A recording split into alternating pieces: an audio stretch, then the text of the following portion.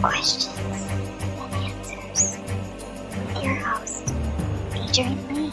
Oh, yes indeed, there are more questions than answers, like has anyone actually contracted salmonella from raw cookie dough? Or are people just trying to stop me from living my life? Do you like raw cookie dough? Yes. Fan of that? Yes. I know there was some Oreos once where they advertised that they were doing a raw cookie dough flavouring in the middle. So I know you're big fans of that. Oreo have done lots of strange things. Do you remember there was a pickle one once? Yes. That's never a good combination. Michelle tried baking chocolate chip cookies and left M&M shells all over the floor. God. Remember, try not to think they're alive when you're eating them. Wow. Hi, America. Hello, world. My name is Adrian Lee, and I am your host. Welcome to the show. More questions than answers. The only paranormal news quiz show anywhere in the world. Each week, my guests and I will search the world's newspapers, websites, and TV shows just for you to bring you the very best in paranormal talk radio entertainment and enlightenment. We will then test each other's knowledge of the week's events of the mysterious. I love that. Strange, supernatural, unusual, bizarre, and just plain weird. If you have just tuned in especially to hear the show, then I admire your taste. If you have just tuned in by accident, then I admire your luck. I am huddled under my quilt with a large flashlight and a nice cup of tea with tonight's guests, somewhere in the barren wildernesses of the Midwest Plains, with the sound of my mother snoring distantly from the room next door. Each week, whatever my mother listens to before she goes to bed picks and pulls on her unconscious mind, and we press our ear against the bedroom wall to hear what she's snoring. Tonight, let's have a listen, ladies and gentlemen.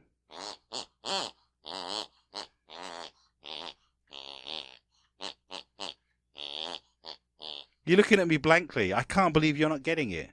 Happy birthday. Happy birthday. Not even close. I will do anything for love. Yeah. Meatloaf. Lucky for my dad, I guess. Meatloaf, the laziest, most mysterious and delicious of all the meats. It's a strange world in which we live in. So snuggle under your covers, turn out your light and hold on tight. The rules are very simple. Yes, ladies and gentlemen, there are rules.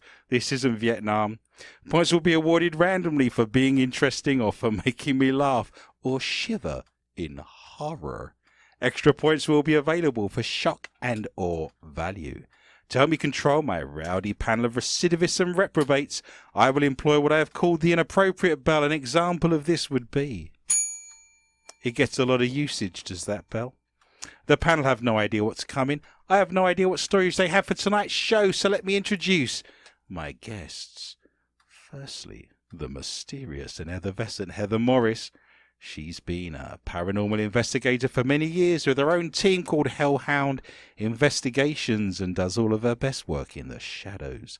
She is now one of the leading audio and EVP experts with the International Paranormal Society and brings her knowledge and research skills to tonight's show. She is also a producer and sound engineer. Heather just did her own taxis, so she should be in jail by next Friday. Welcome to the show, Heather. Why would you put that on me? Like Sherlock Holmes, she's a master of deduction. I also wish to introduce the mad and crazy Michelle Corrie. She was born and raised in Mora, Minnesota, and has a keen and avid interest in all things paranormal. Michelle is a social vegan. She avoids meats. Yes, I do. Welcome to the show, Michelle. Thank you. It is, of course, the curse of mankind that we cannot spend our entire lifetimes in a room on our own. They're mad, they're bad, and they are paranormal. This is series 4. I think this is episode 31. 30. I'm looking in the direction of Miss Morris. 30. I'm ahead of the game with 30, but I'm sure 31 next week will be equally as fun and informative. You can join us right now. We have a watch party. No other show on the television has this connection with its audience at this moment, at this very time, in a very Buddhist Zen kind of way. We have a live watch party. I'm about to read out a whole series of questions because this is a paranormal news quiz show for a small part of that. But you can join in. You can answer the questions. We have a watch party live at this very minute. If you're on MCN6 right now, why don't you go on Facebook, search for more questions and answers with Adrian Lee. There is a watch party taking place. Hundreds of people are playing. You can make friends. You can joke. You can share gifts. You can see how clever you are if you think you've got the answers. Instead of shouting them out at your screen, you can actually write them on a Facebook site and pitch your wits. To think about that. I often get my worms muddled up, but you have to pit your wits against other people playing, and you never know, you might find the love of your life while you're on there as well. But I can't make any promises. But if you do, we'll start a dating site called Paradating, and we'll go from there. Yeah. Good idea. People with like-minded interests. I like it. Paradating is, of course, the way to go. So, as convention dictates, we have the meat-themed Martin-sponsored gong of infinite knowledge with the prime rib of facts and the toothpick of facts and statistics. Martin! Thank you, Martin. Big thank you to Martin for sponsoring our weekly gongage. I'm inventing my own words as we, which is tremendous for everybody, of course. On this very day, in New Orleans, the first Mardi Gras was celebrated. I tell you what, I wasn't going to do this, but the nearest one to the date, the year that the first Mardi Gras in New Orleans took place, will get the first slippery beast of points of the evenings, and you might even get some beads. 1923. You are suggesting 1923. Why that date in particular? No idea. Just something that came to you. Yep. You tuned into the collective consciousness. The little voice inside your head said, Heather Morris, 1923. Yep, that's it. Well, you can go against collective consciousness. You can go against the voices in Heather Morris's Walnut by giving me a date you think the first Mardi Gras took place in New Orleans. My walnut says 1745. I've now got maths to do. I can't be bothered with maths. I believe it's actually 1827. And Michelle is actually closest, although she's 4 generations out. It was still better than Morris's 5 generations. So Michelle will get the first splendid points of the evening due to voodoo and nothing else, I suspect. But it was 1827, still impressive, isn't it? I mean, that's long before Minnesota was even considered, wasn't it? I believe Minnesota became part of the Union in 1858. Yep. So that's a lot of exciting things happening in New Orleans before a lot of the Midwest was even considered. So for the first time in the history of MQTA Radio, I cannot believe that strange, bizarre, and fascinating facts about New Orleans. Have you been to New Orleans? I have not. I have always wanted to go, but I have not been there. We've never been there either, but we have heard some stories. Some people say it's great, other people not so much. I guess it depends what's happening when you arrive. I think so. I first went to, I know you lived in Amsterdam, right? Yes, I did. You were originally living in Amsterdam with the Dutch. You're going to share some Dutch with us now? No. How do they say no in Dutch? No. How do they say no in French? No. How do they say no? This is women all over Europe telling me no. 9. Wow. So, you've been to Holland. I don't even know why I was discussing that. I first went to Amsterdam in 1992. I arrived very, very early on Sunday morning, sort of 6 o'clock, on the train. I arrived at Amsterdam station. It's not normally good policy to be rolling into Amsterdam on a Sunday morning at 6 a.m. because it looks like a war zone. Yep. People are hosing down the front of their shops. There's syringes lying on the floor, drunkenness. The women in the windows aren't looking their best after a heavy night of work at 6 a.m. in the morning. I thought this was the worst place to be. It was like Sodom and Gomorrah. And lots of walks of shame. Yes, that was also apparent. I think I fell asleep in the park, had a sandwich, and got on the train, and then went to Munich on the Warsaw Express is what happened. So if you'd have asked me after 1991 what I thought of Amsterdam, my response would not have been positive. I've then been back several times, of course, because I'm an art historian, and they've got the famous the Rijksmuseum, the Van Gogh Museum, and many, many fabulous things. And I then went back some years later, and I will now share with you, I think it's one of the best cities on the planet. It's beautiful. You've got the canals, or the Gothic architecture. You've got Anne Frank and the museum there, the Rijksmuseum. It's just a joyous, liberal, Park. fantastic place to be. I'm just highlighting for you how the same place can be completely different depending on what you do there, how you arrive, and what your experiences are. So, your first question on the laws of New Orleans, if you wish to embrace them. You're not allowed to do this at a wake if you are at the line of the buffet in New Orleans. So, your auntie's laid out. She had a good send-off. She's never looked better in many ways. Got to credit the woman who's done her hair and makeup. You've said your goodbyes. You've had a bit of a weep. You're standing in the buffet line. Oh, they put on a good spread. They did put on a good spread. Sausage rolls, vol au vents, quiche. What are you not allowed to do in New Orleans in the buffet line of a wake? Seems very specific, doesn't it? You can't take a to-go bag. You cannot take a to-go bag. Or double dip. See, she spread her chips liberally. Can you imagine being in a prison in New Orleans? What are you in here for? I double dipped at a wake. Wow, a lifer. A lifer. You'd be walking down the aisle, wouldn't you, with that aura of someone who's double dipped at a wake. And there'd be murderers and conmen and thieves cowering in your shadow as you walk down the corridor of the prison, knowing you double dipped at a wake in New Orleans. Yes. That's what you're going with, is it? Yep.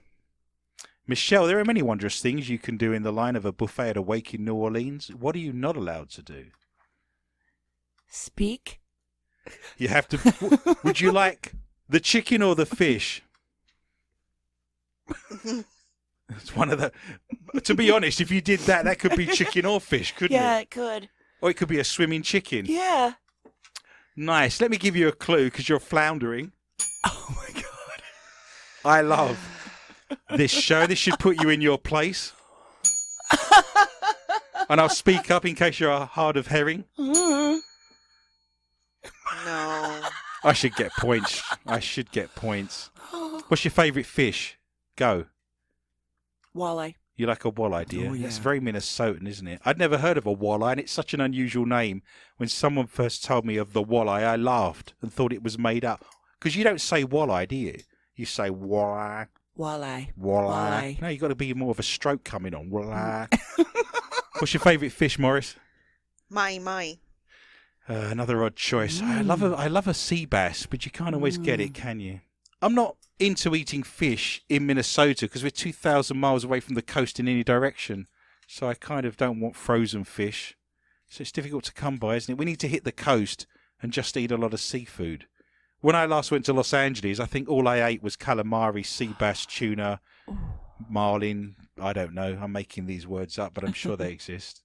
So I'm going to give you a clue. It's got more to do with quantity than anything else. There. Feast on that, madam. It's got more to do with quantity. There's your clue for the evening. Take more than you're going to eat. Well, you say that. We've been to the buffet. You can go back as many times as you want, but there's always the guy who's coming along and he's literally got a plate of food and he's put a flag in the top. I don't go that far on my vacation. The air's very thin up there. So he's got a plate of food. It's balancing. He can go back as many times as he wants. Surely when you get to the food round the edges and the bottom, it's cold, right? And not only that, he's been to the salad bar and he's got 2 tomatoes in his pocket. I've seen that happen. What was you saying? What? Hey, what's your answer, Morris? Take more than you're going to eat, but I thought of another one too. Well, Don't let your food touch. Don't let your food touch. Are you one of those people that can't you do? What's the worst case scenario for touching food? What would be the worst combination? Like mash and gravy or Brussels and... Hot dish. Hot dish. So what's touching in a hot dish? Everything. Carrots, Corn, potatoes. mashed potatoes, But it's all meat. cooked together. You can't have your gravy touch the That's Jell-O like saying, salad. here's a bowl of soup, but I don't want any of the food to touch. So what are you doing? Sucking the liquid out and then moving all the veggies around? You If can't touch. I try not to be overly weird, Well, this is the wrong place for Yeah, I that, know. but keep going. but if I have the time, I will separate out everything out of the hot dish. Well, we'll leave it up to our live watch party. Is Michelle being overly weird because she separates all the integral parts to a hot dish? Is the question you use. Perhaps you could put up a poll. Can someone put up a poll for me right now? Is Michelle weird for separating the individual parts of a hot dish? And a yes and no answer. And anyone who does that for me, Lisa, Deanna, whoever's listening, will vote on that, and we'll have an answer for you next week. Thank you. I think that's odd. I don't want to sway the vote in any way. I know it's odd. Do you think that's bizarre? That's a little odd, but I used to only eat one thing at a time. Yeah. So if you get a plate of food, you demolish the mashed potato before you start on the turkey, then you eat that, and then you start on the beans. Yes. And you can't make the wall of the mashed potatoes break. What's wrong with you Yeah, people? you got to keep the butter in. Yeah, or the gravy. Yeah. Like but making mostly butter. cement. Yeah. You make a well. Yeah. Yeah. I don't know what to say. I have nothing like that in my life. If I don't break the wall, I control all the outcomes of sporting events for a week. Well, I guess we're learning a bit more about our guest this evening. The only thing I can add to this conversation is I really, really dislike having greasy fingers. If I've eaten a burger, Kentucky Fried Chicken, pizza, whatever it may be, I have to wash my hands instantly. I don't like having greasy, dirty fingers. I am not OCD about it, but it No. troubles me until I can get to a, bathroom to wash my hands. That's I mean, what as your a kid, pants are for. what, go to the restroom in my pants? Jeez. And you can tell that that's the answer those two ladies give, because you can now look at their clothes and you can look at my clothes. That's Who terrible. cares? How about if I wipe my hands on your pants? Who cares? Who cares? cares? Worst thing that could have happened to me as a kid is to have an ice cream and then have sticky hands. As a little boy, I demanded to go and get my hands washed. I think it's got a Macbeth thing about it. I think I've had a past life where I'm holding a two-handed broadsword and I'm hacking away in a field and all the blood's running down the sword. I think there's a bit of Macbeth in there, is where I think that comes from. Past life experiences. I'm going to have to tell you, because this is the first question of the night and we're 18 minutes in. You cannot eat more than 3 sandwiches. 2's fine, 1's fine. You can even go 2.5 if you wanted to, sail close to the breeze there with the laws. Somebody at some point in the distant past has filled up a plate with sandwiches and just... Po' boy. Yeah, bread Oh, boy. intolerance. And so What they've had if to it- put a law in place. What if they're different flavored sandwiches? I don't know. Contact the police department in New Orleans or an attorney and ask for the facts. That's where you are. If you've got 4 sandwiches in your pocket, you're doing a dime chino. There you go. If I had to choose between watching Friends and The Curse of Oak Island, what kind of sandwich would you make? Right on. Right on. I love this show. While we're on the subject, perfect sandwich. If you're in Subway, if you're in any other sandwich joint, what's your go-to sandwich? What's the sandwich that's doing it for you? Steak and cheese. You like the Philly, do you? The steak and cheese? Yep. What type of bread are you getting? Monterey Jack. You're making me hungry now. Heather bought me a Caesar salad wrap once at Oh, yeah. Subway. That was Okay. really good. Yeah. I'm obsessed with tomatoes, so it's just a vehicle for tomatoes. So maybe the Black Forest ham, spinach, salt and pepper, mayo, and as many tomatoes as you can fit on that piece of bread without being fired by your boss. And I've actually said that. I've actually said that to the individual, and they think I'm joking. And I say, you keep going until I tell you to stop. This is a tomato sandwich. Yeah. You're not grasping the concept, are you, is where we are. There is a place called Sandwich in Kent. It's on the south coast. The Earl of Sandwich gave his name to Sandwich in Kent. I always wanted to open a nightclub and call it Club Sandwich. But it's such a quiet, sleepy little fishing town. I thought that was funny. That's great, isn't it? It's almost worth living in Sandwich to open a nightclub called Club Sandwich. While we're on the subject, if you go further around the coast up to Norfolk and you're going around the east coast of England, there is a famous town called Cromer. Cromer crabs are very famous. You can get crabs in Cromer, apparently. I wanted to... No. You can if you go to the nightclub that's called the Cromer Zone. God. Come to me Aw. for all your nightclub naming needs. Yes. I'm your man. I'll take a finder's fee and a percentage for that. I cannot give the points away. Michelle is still on 2 for being within 3 generations of when the first Mardi Gras celebration took place in New Orleans. You're in a Mardi Gras. You're in the parade. Everyone's having a good time. You're knocking back the Jack Daniels. But you cannot bring this animal with you. Monkey? So this is the animal. No, you can bring a monkey with you, madam. Just don't let it, eat more than 3 sandwiches would be my advice.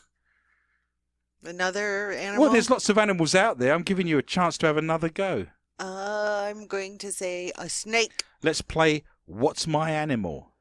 Elephant. You're not allowed to bring an elephant with you to a Mardi Gras parade. Crocodile. Crocodile. Oh, a meerkat.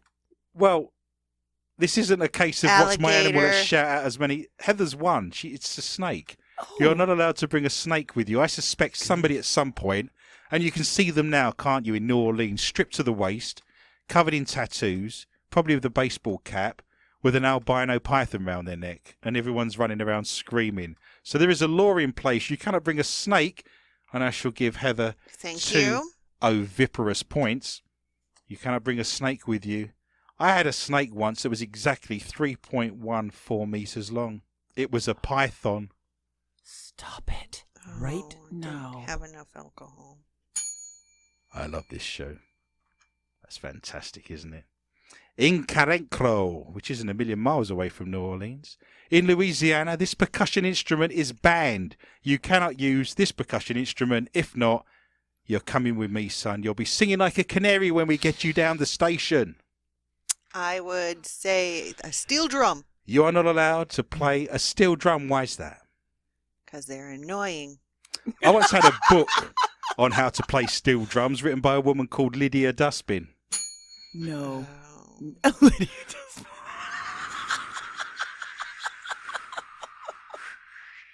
You say no. You're I got laughing. it. I got You just got that, did you? Yeah. Heather has gone with Lydia. the steel drum, which leaves a whole cornucopia of percussion instruments for Michelle. I can tell that she's thinking hard. What is she going to go with when I say, what percussion instrument is banned in Carencro in Louisiana? Cowbell. Symbols. Cymbals. Cowbell. You're going. So what would you say to that? I got a fever. And? I gotta have more cowbell. Well, you would be an accomplice at that point because you are not allowed a cowbell in Carencro I in win, Louisiana. I win. And so if you say, I want more cowbell, you are an accomplice and you are coming as well with the perpetrator. 100% true. Bruce Dickinson, I need more cowbell. Oh, so good. That is 100% true. You are not allowed. I don't know why that rule's in place. That's a bit of a bummer, isn't it, for the guy who's just set up a cowbell factory. Sat there with his wife with holes in their shoes, eating a bowl of gruel, going, oh no, why did we start a cowbell business? You'd think it was personal at that point. Someone's Yeah. got to make them. I know. I guess you could use a cheese grater at some point, couldn't you? I always thought it'd be interesting to be a serial killer and actually use a cheese grater. I mean, it would take you about 3 hours to get to anything Oh, meaningful, God. wouldn't it? You could be working away for hours. Keep still. Stop wriggling. 3 hours in. Disgusting. Where's my points? The cheese grater serial killer. You want points for that, do you? Yeah. You get nice cowbell points. You can tell I'm losing my grip on the day, can't you? Mm. Wow. If you are snoring in New Orleans, you have to do this in your room. Do you snore? I don't know. I'm sleeping. No one's ever complained No. that you've been driving the pigs home, that you've Who been sawing cares? logs. Yeah. Are you a snorer? I don't know. She's sleeping too. Yeah. I only snore when I'm in a really deep sleep.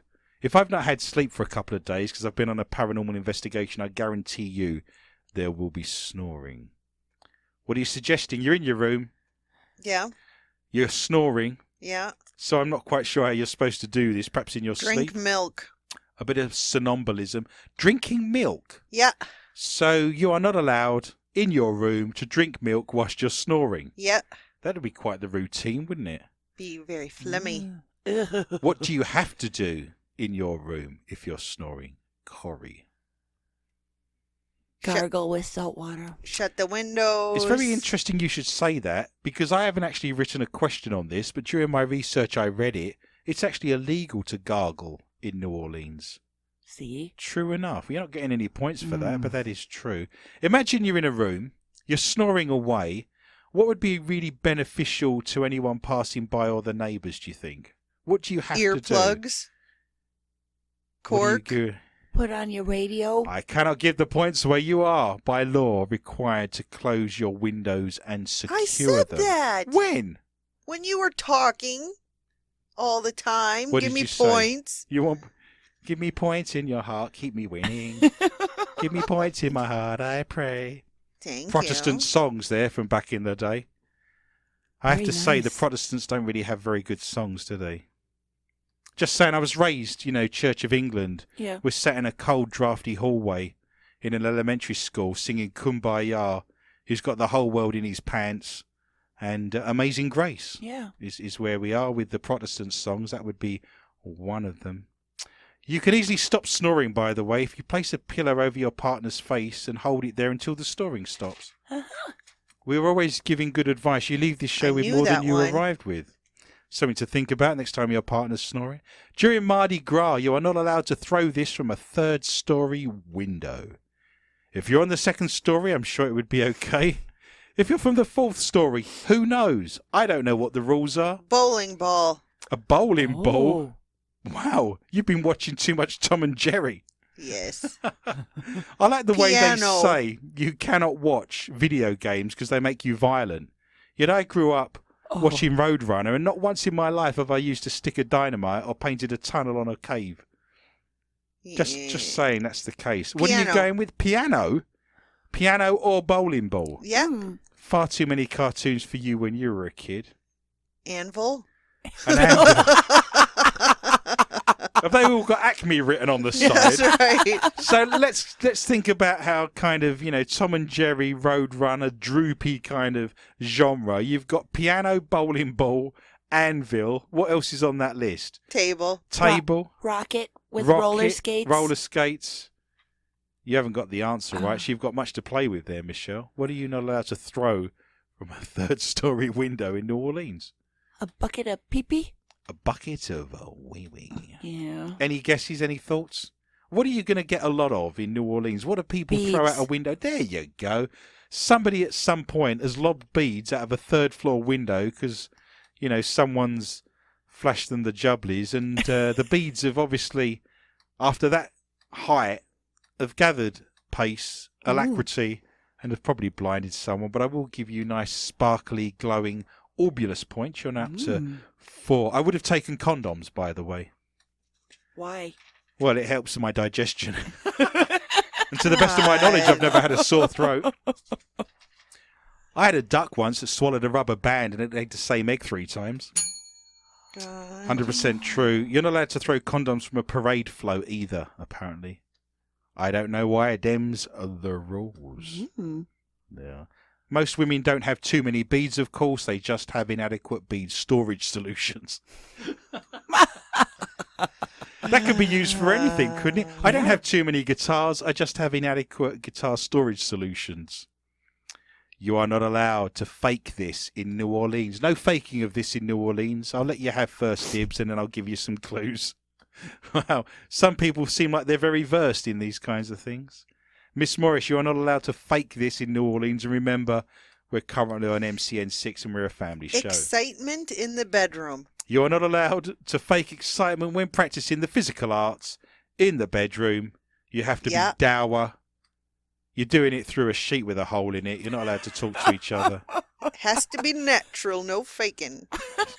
Wow. I think we're getting a real insight into your lives. I know your favourite sandwiches, your favourite fish. Stuff to throw out of the window. Things to throw out of windows. I'm getting a real sense of who you are. Yeah. After 8 years.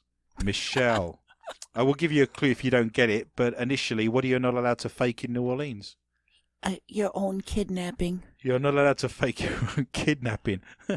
Put the money in the bag. You're coming with me. I don't want to go with you. Well, if you were schizophrenic, that could be highly problematic, couldn't it? Yes. You're paying your own ransom money at that point. Good times. I'm going to give you a clue. It's physical, and it's normally done with 2 people. At least that's how I've seen it on the television. I guess you could do it more than 2 people, but I've never seen it, and I'm sure it's very rare. But it's a physical activity. Any thoughts? Tug of war. Nice.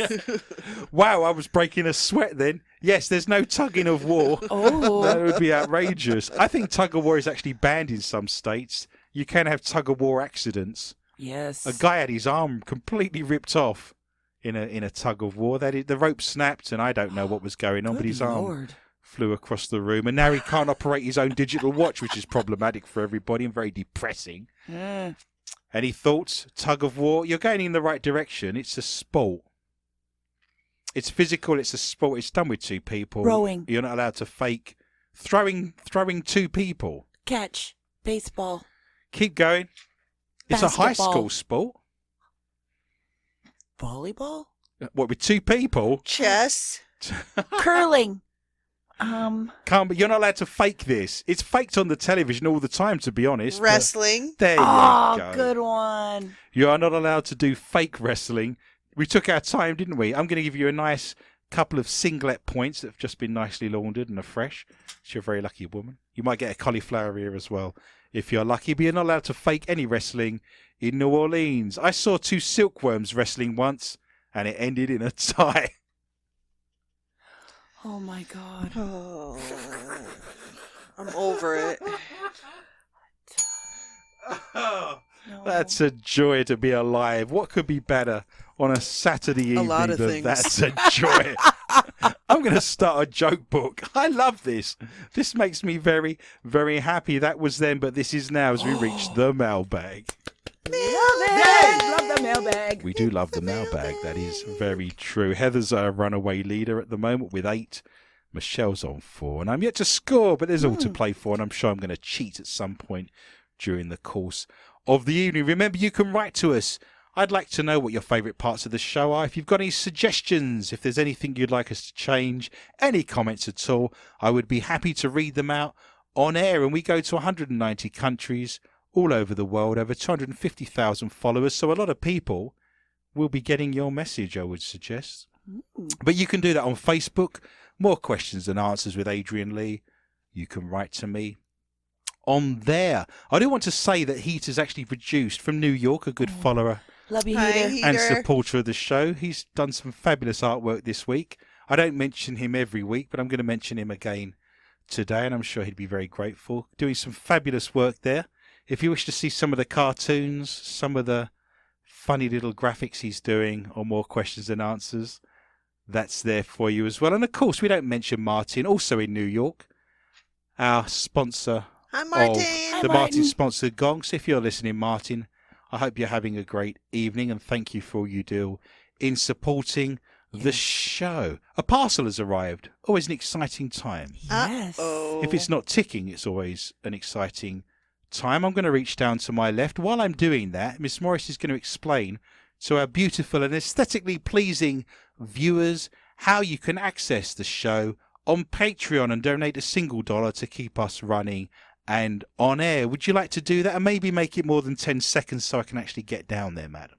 All right. If you go on to Patreon and search for MQTA Radio or More Questions and Answers with Adrian Lee, you're going to find episodes that have never been aired before, episodes, early releases, as well as audio of the Not For Your Mother section on all of our episodes. I've said episodes a lot because I'm having an episode. I can tell. She has an episode. She's getting to that time in her life where she's having some episodes. She's getting hot. She's getting flustered. A bit of vertigo. She's having... She's getting some episodes. You having an episode?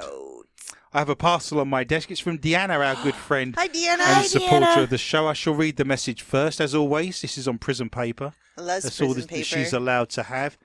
And it's written in crayon, which is Nice. Oh. Adrian, I thought she's got fabulous writing. Adrian, I thought you could use 2 new bells since you've overused yours on the Valentine's Day show. The Valentine's Day show was very bell heavy. It had Yes. to be. I know, and now I'm struggling with that, and I think I've got Bell's palsy. But these are the is where. By the way, what a cruel name for an affliction. You know, a side of your face droops down, and I'm not being mean here, but you know that happens, and you can't pronounce your B's or your P's when you have that happen. So they then call it Bell's palsy. What have you got wrong with you? I can't tell you.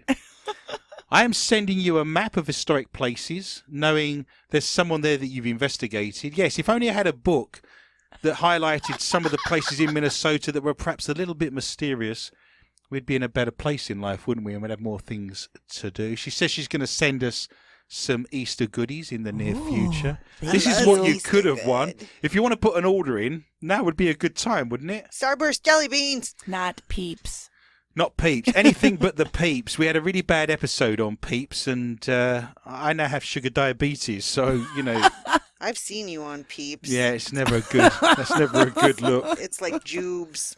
On the Peeps. Heather and Michelle, you've now got a little part of this message dedicated to you. Oh.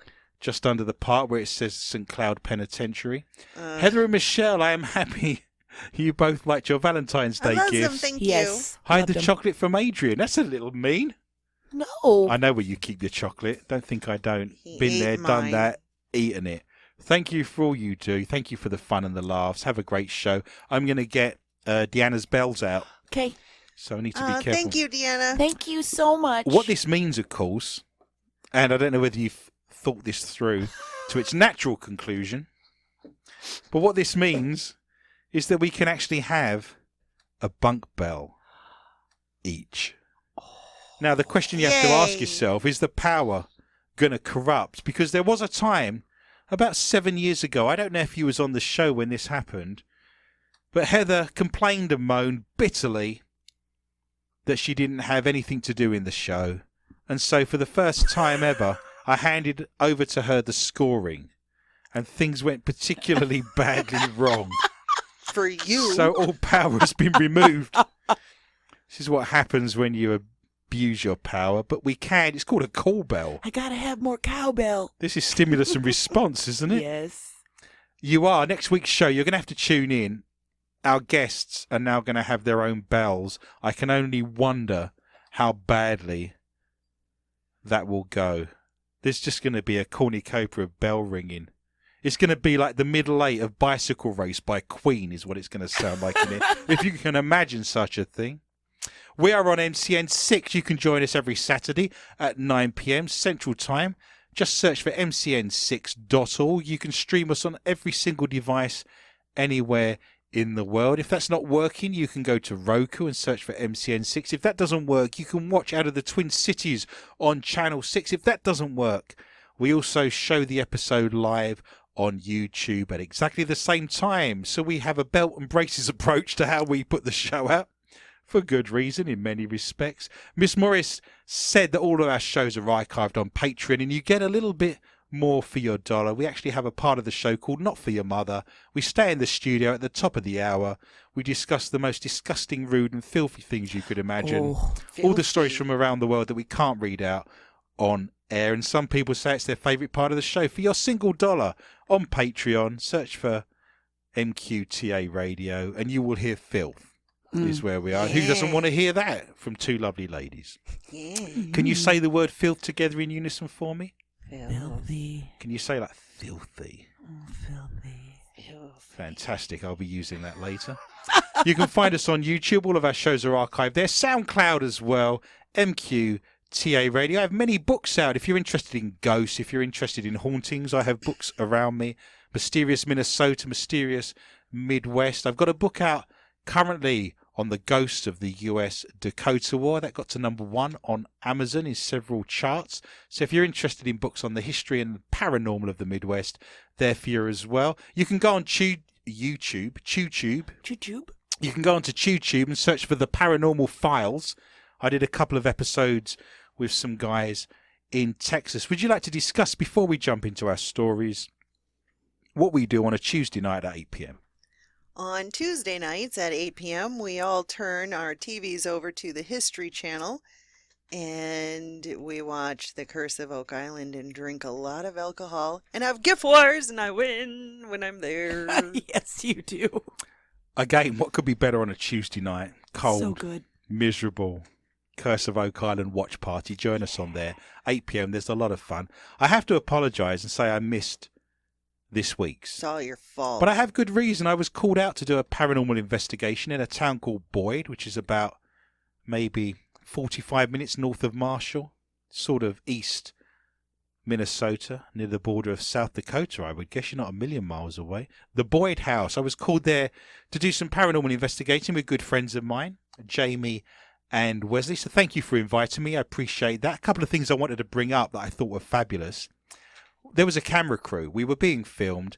One of the guys on the camera, fabulous man called Noah, had a lot of fun chatting to him there. We were in one of the bedrooms. We had a ghost box scanning, and all of our names were called out in the course of about a minute. It said Adrian, Wesley, Jamie, Steve, who was the other cameraman. Wow. Noah said, well, they didn't call my name out. When he went back through his recordings and he had his headphones on, when he said that, a disembodied voice, not from the scanner, a disembodied voice went, Noah. He was skeptical. He's not skeptical anymore. The other interesting thing that I thought was very funny, and there are videos of this, they did live stream this and you can see some of this. I was using a ghost box in the attic and I said, how many spirits are here? And it said 85. And I thought, well, that's quite a lot, but it's not impossible. I've been to locations before where there's a lot of spirits. Fort Snelling, battlefields, a lot of spirits on battlefields. There are places you could get 85 spirits, but in a small residential property from the Edwardian period in the middle of a small town in Boyd, I thought that was a little unusual. After the vigil, we walked back down the stairs, went into the children's room, went straight in there, and there was blocks on the floor that kids play with, and it said 85 in the blocks, and no one had been in there. We went straight into that room. Some fun. Ooh. And interesting things. Michelle's on 4, Heather's on 8. I'm yet to score, but there's still time. Let us start in our round called Ghosts and Hauntings. And remember, we do not do orbs. That was almost like a magician's assistant. Very nice. I wish to introduce the fabulous Mimi. I'll be running swords through her when she's sat in a box in the next 5 minutes. Holly Willoughby and Philip Schofield were stunned on today's This Morning as a ghost-busting vicar revealed Harry was confronted by a terrifying hostile spirit in his own home. Jason Bray's encounter with the ghoul inspired him to become a deliverance minister who exorcises ghosts from haunted buildings. Exercises ghosts. The 51-year-old Reverend's first ghostly encounter came soon after he was ordained and moved into a home with his wife Laura and their baby son, Tom. One night the couple noticed the air around Tom's crib was as cold as a freezer, prompting them to take him into their bed. Then a couple of nights later, during a nighttime bathroom visit, Jason came face to face with a ghost. Recalling the encounter, he said, I was about to open the door and there was this guy glaring at me through a wooden mask with eye holes, looking straight at me.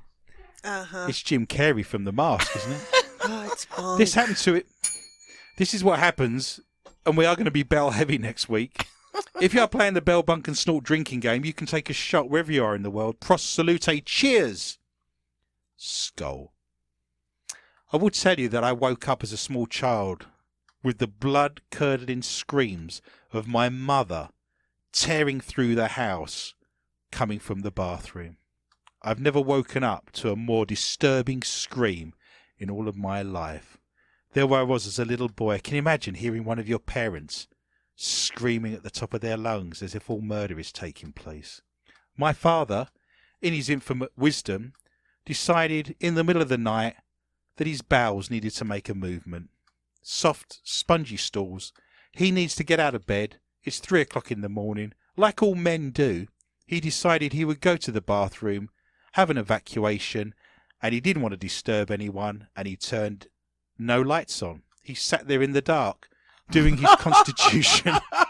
Oh, you've got there before me, haven't you? He must, at some point, have disturbed my mother, who decided in her infinite wisdom that she needed to have a pee-wee and a number one. So she got up in the dark, not wanting to disturb my dad, who she thought was still sleeping, walked down the passageway in the darkness, opened the bathroom door in the darkness, lifted up her dressing gown, her nightie, and sat on my dad's lap. So good. And my mother screamed, "Blue murder." And then there was effing and blinding, and my dad got hit because something along the lines of, "Why didn't you let me know you were sitting on the toilet when I came in the room?" God. That is 100% true. Oh, God. And I've never heard such wonders since. I knew instinctively he was a priest. There was quite a lot of hostility towards me. One of those priests that wears a wooden mask that you read so much about in Spirit. Oh, yeah. Courage in both hands, I opened the door. Nothing there, of course. And then I sort of threw myself under the blankets, and Laura said, "Are you okay? Do you need to do something about this?" He went to his boss for help, who visited the house and carried out a blessing. There was an instant change, said Jason. The house was warm and light. We had to turn the thermostat down. So, if you want to save on your heating bills this winter, an exorcism and a priest is obviously the way to go. Jason then gave the presenters a glimpse into his ghost hunting bag. Oh. He That's pulled what you out. call it. What do you think he had in his ghost hunting bag? Crucifix. A Ouija board. Points for a crucifix. He had a cross, a communion kit of bread and wine, a sachet of salt, holy water, and a holy water sprinkler. Viewers were a bit sceptical, with one writing on Twitter, "Ghostbusting Vicar, I've seen it all now."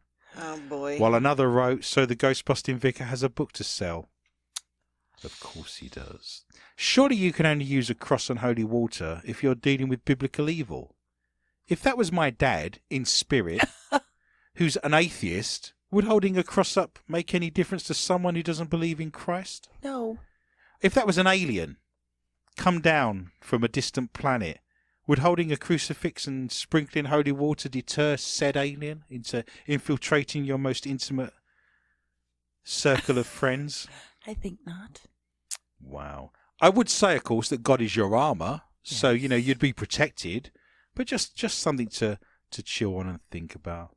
Ghost wooden face, or he's a head case. You just say, go to our Facebook site. You can Head see it all case. for yourself on there. Miss Morris, what have you got for me tonight in the round of ghosts and hauntings? I don't have anything for that. What have you got for me tonight in the round of the strange and the bizarre? Ooh. I have a UFO story. What have you got for me tonight in the round of UFOs and cryptozoology? It's green men and very hairy beasties. A farmer, Joe Simonton, is adamant that he was visited by aliens who gifted him pancakes as a farewell at his farm in Eagle River, Wisconsin. That's a little unfair, isn't it? That in the farm next door he's getting mutilations and intimate probings, and you're getting a stack of pancakes and maple syrup. Yeah, nice aliens. The rough with the smooth. You never know what you're getting in life, do you? It's like a box of chocolates. You're right, madam. Thinking of that SNL sketch. Oh, right. We're not dealing with the top brass here.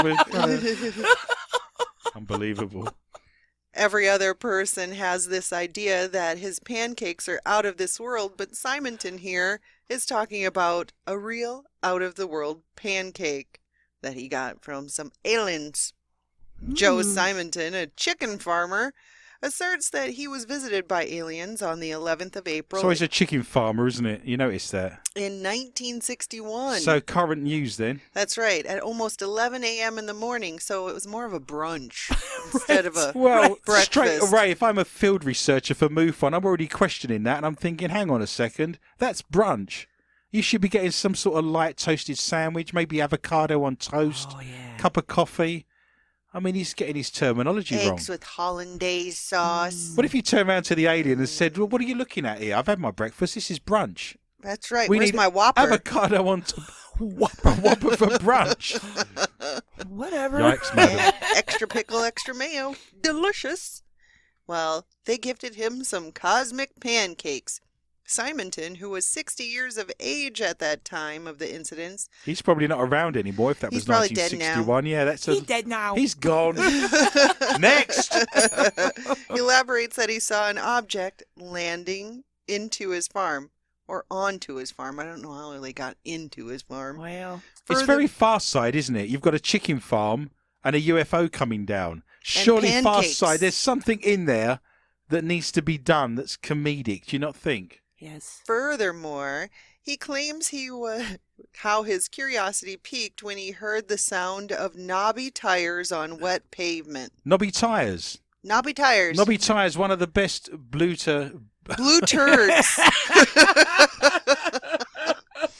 He was a blue turd. I was doing so well. Yes. Yeah. One of the best Delta blues guitarists of the 1950s was Knobby Good Tyres. Lord. Knobby tires. He identified the metallic UFO-like object, claiming that it was like two reversed bowls with exhaust pipes Oh God. on the end of it. Yes, he watched a little too much Flintstones, Yeah. don't you think? With what was his name? Ed Wood. No. No, the alien on the Flintstones. Oh, Mister. It was Paul Lind.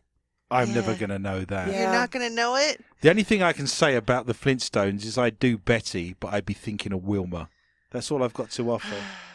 Yeah, you're getting an insight. I think lots of men would agree with me. God. Hmm. According to Simonton, the UFO-like object didn't land fully on the ground, and when he opened the door, so it was more like a drop-off. What was it? Uber Eats. Uber. Yeah. Alien Uber Eats. Grubhub. Grubhub. Your pancakes are coming down in a tractor beam as a cow Yeah, goes up in the opposite. yeah. They pass each other. Wah. Cow and pancakes go in opposite directions. Seems What? like a fair swap. Yeah. Well, when he opened the door that was attached to its side, he came into contact with three aliens who were almost 1.5 meters in height. Moreover, had a distinctive clothing style like black or navy blue This is an Uber turtlenecks driver. and This socks. this is an immigrant Uber driver. They're 5 foot tall and they've got a uniform on of a black polo shirt and they've delivered pancakes. Oh, Socks. and they had and helmet socks. on. Full on Porky Pig in it. So they're naked from the waist down and they're full on Porky Pig in it. Oh, it gets better, trust Oh, me. there's more. Oh Wow. God. Simonton elaborated to the press that the aliens seemed to be of Italian descent and were 25 to 30 years old. When you say he thought they were Italian descent, he got his arse pinched and they stole his wallet. Imagine. Is going to on. I don't know. We've Did got he eat some mushrooms in the woods? So we're looking for an Italian chicken farmer. Uber driver that's 5 foot tall delivering pancakes. That's right. In 1961. Correct. One of the aliens provided Mr. Simonton with a metallic jar with Jar. two handles, implying, with the help of his gestures, I can only imagine, that they needed water for drinking, upon which Simonton went into the house and filled the jar. He elaborated how it was weighing a bit more than aluminum or Okay. aluminium. Aluminium. Aluminum. According to the Air Force report of the incident. Have you reported this, did he? Yes, Air Force. They must have been laughing That's hard right. in the chicken mess farmer. room over this. Looking Look at into a Billy Bob's coming. Get your notepad. looking into the saucer, he saw a man cooking on some sort of a flameless cooking appliance. The chef with red striped pants He got pants. Well, he's cooking, so he gotta have pants. Yes, you don't want all that fat Splatter. spitting around. That would be terrible. gave Simonton 4 cookies that were about 7.5 centimeters in diameter with some small holes in it. So he's got pancakes and cookies. And With he saw holes. the alien chef with red striped Space cookies. I think the cookies with the holes in them would be Swiss, wouldn't they? That's Swiss cookies. Yeah. Air Force Technical Investigation Center researched on one of the pancakes and found in them flour, sugar, and grease, which was convenient. Furthermore, the type of wheat used they could not find, and it was unknown. Unknown wheat usage. No way. The official final verdict for this incident is labeled as Unexplained. Unexplained. Yeah, beat that. I like Lee. the idea that there's two aliens that are just dressed. Go and get the red pants on and the black shirt. I'll go and get some pancakes.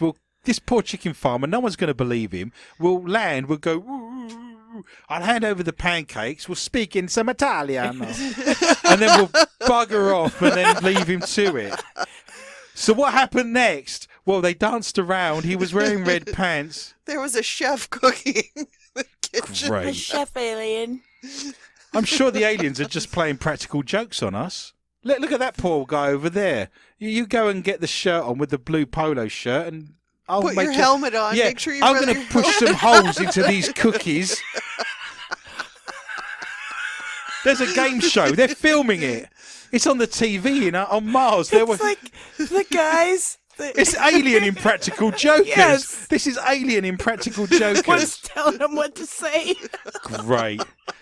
Wow, there's points in abundance. Michelle, you have 1.5 minutes to give me your story. A TikTok video shows the appalling moment that a toddler screams, "Mummy, Mummy," and appears to be pulled under her bed by something paranormal, according to her father. The dad, Josh Dean, shared a clip on Monday of camera footage from his little girl's bedroom, recorded just before midnight. The 11:37 timestamp, the toddler gets out of bed and crawls underneath it. Creepy. The girl suddenly looks scared, starts crying, and shouts, "Mummy, Mummy," several times. As she screams, her legs seem to disappear. Bunk. Yeah. If you're playing the Bell Bunk and Snort drinking game, you can have another shot on us. Do Yep. continue, Michelle. Dean, who is Josh Dean 0222 on TikTok, included in the description, "My daughter being pulled under the bed. Wife thinks she crawled, but she was clearly pulled by something." In just a day, his TikTok post was viewed about 8 million times. We are obviously doing something wrong. We should be pulling each other under the bed. Yep. God. As of Tuesday night, it had more than 900,000 likes and more than 33,000 comments. Among the comments was one that read, "I would have gone. Just give the house keys to the ghost and go." One viewer agreed that the incident seemed abnormal. There's no way she was scared and crying, "Mummy, Mummy," and just willingly kept crawling under there. Well, we're going to have to stop you there. Sorry. If you wish to see that story in full, please go to our Facebook site, More Questions and Answers, with Adrian Lee. Ghost Under the Bed, or I Don't Believe a Word They Said. All good things come to an end. So let us look at tonight's scores. In last place with the K2 meter and the dead batteries, myself, who never got off of 4 points. I get a wooden mask and a stack of alien pancakes, which isn't the end of the world. In second place tonight is Heather. What? Who's got herself... I'm only joking with you. Look at her face. Look at her face. It's Michelle who scored 6. She gets brunch, a week with knobby tyres, and the use of a tractor beam. I like it. Again, not the end of the world. Heather is our first place winner. Look at you. Is our first place winner with a double integer of 10 points. She gets an Italian Uber driver and 4 holy cookies. Do not fear, listener. Remember, we are back with a whole new bunch of stories next week at the same time, and I would love for you to join me for a fun and informative journey through the world of the paranormal, strange, intriguing, bizarre, and weird. Please tell your friends and family about the show, and feel free to contact us anytime on our Facebook site. Remember to join us on Patreon. You can go to YouTube. All of our shows are there, and please share this link and tell all your friends and family about the show. We'd be very grateful. My gratitude and gracious thanks are extended to Michelle Corrie, Heather Morris, and everyone at the International Paranormal Society. It just remains for me to say thank you for listening, and remember, be interested and interesting. Good night.